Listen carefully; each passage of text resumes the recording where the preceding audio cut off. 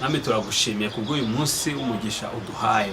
mwami turasize kugira ngo utubere umunsi mwami udasanzwe ijambo ry'Imana ribwigishwe mu nsengero uyu munsi ndarisengeye kugira ngo ribe risize amavuta n'uyu mwene data utabashije kubona uko ajya gusenga mwami ufite uburyo bwinshi uganiza imitima nawe umuganirize umuhe ibihe byiza kuko akeneye ijambo ryawe kugira ngo akomere mwami by'umwihariko nsengeye iki cyifuzo cya mwene data gisa naho cyananiranye mwami bishobora kuba ari uburwayi mwami abaganga banavuze ko bidashoboka bishobora kuba ari ikibazo nawe ubwo atagisengera mwami abona ko byarangiye ariko ndamusengera mwami muremere ishimwe mwami umutangaze mwami abone igitangaza kuko mwami uri Imana ifite ubushobozi mwami bidashobokera abana b'abantu imbere birashoboka mwami urakoze ko iki cyananiranye umusozi muremure wananiranye mwami uhiritse ishyura n'amashimwe n'ibyawe mu izina rya Yesu amen.